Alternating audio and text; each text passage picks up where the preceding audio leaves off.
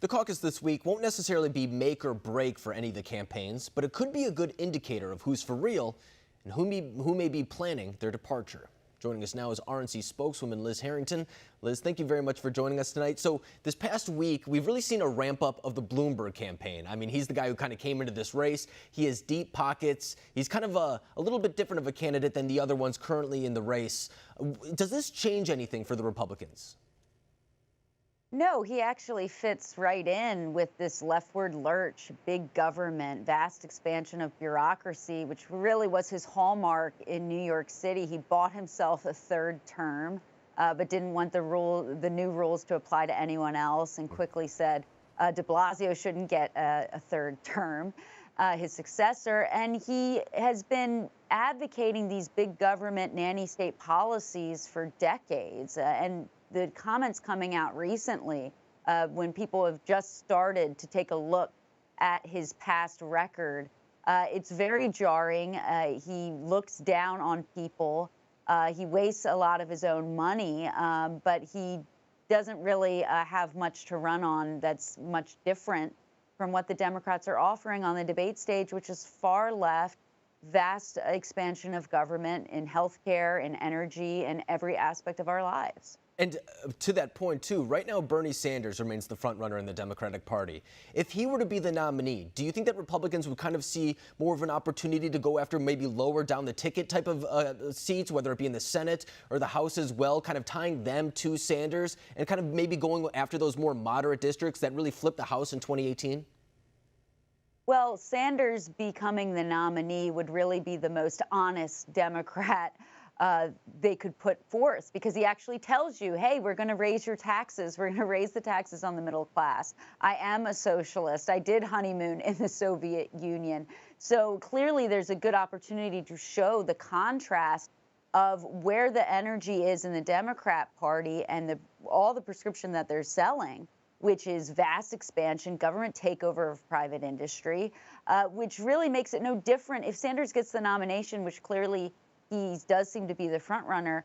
All of these candidates are advocating the same thing. They're saying, Pete Buttigieg just yesterday said, to be honest, I don't care if private insurance no longer exists, because that's the goal here. They want to expand government. They want government-run healthcare, and Bloomberg believes the same thing when he's talking about 95-year-old cancer patients not getting access to care under a government-run system. So we are very looking forward to showing this contrast, regardless who the nominee is, because we have the best contrast to offer up when you look at 3 years under President Trump, a person who came in, ran on several issues, and now is following through on exactly what he said he was going to do. And look at the results: booming economy, getting government out of the way. People are more self-reliant, getting back into the labor force after millions had been left behind during the Obama-Biden years. We are very excited about showing that contrast, regardless who the Democrat nominee is. And I just want to note about the Buttigieg thing. It wasn't too long ago when he was in Iowa saying, we're in an insurance town. And he's kind of been accused of flipping on that issue a couple times. Now he's saying that private insurance isn't necessary. That's kind of the position that he started with when he was first a Medicare for All advocate. And now, of course, he seems more of a moderate lane in order to get more support. And speaking of those moderates, too, we hear right now that those moderates, if you tally up all their votes, have more support than someone like Bernie Sanders. But those moderates can't seem to hold a lead. We've seen Joe Biden go from front runner to, I think it was 5th place in New Hampshire. We've seen Amy Klobuchar climb only to drop again. Buttigieg climb to drop again. Do you think that the moderate kind of wing is a little bit more vulnerable right now against President Trump in 2020?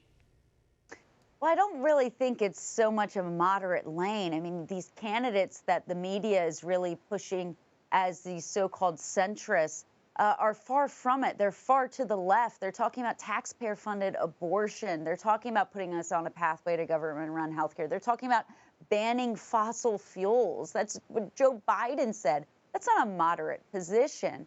And so none of these candidates, the real problem Democrats have is, aside from their terrible policy, is none of these candidates are attractive to voters. They're not catching on with people. They're not likable, and they can't really get any momentum in here. So it's, I think, a misconception to think that, oh, all of these voters, if you put them all together, then they could beat Bernie Sanders. That's not how elections work. Right. People you got to look and weigh the candidate And unfortunately for Democrats, they do not have a viable candidate, none of them. But the only one who's authentic is Bernie Sanders, because like it or not, he did honeymoon in the Soviet Union. He actually believes this radical stuff.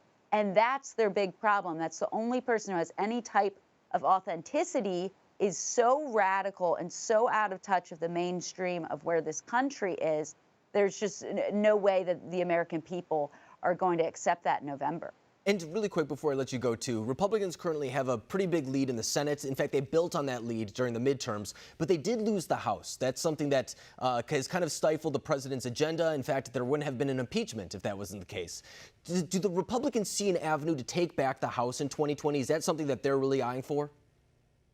Absolutely, and President Trump has spoken to this. He's going to be very committed trying to get all those down ballot races, because it's so clear. Democrats, they lied to get into office. They said they wanted to be moderates. They said they wanted to, work on issues like infrastructure and health care. And what did they do? They caved to a radical base that's been calling for impeachment from day one. We see how they've abused their power and their unhinged hostility towards a duly elected president. Just look at Nancy Pelosi ripping up the State of the Union speech.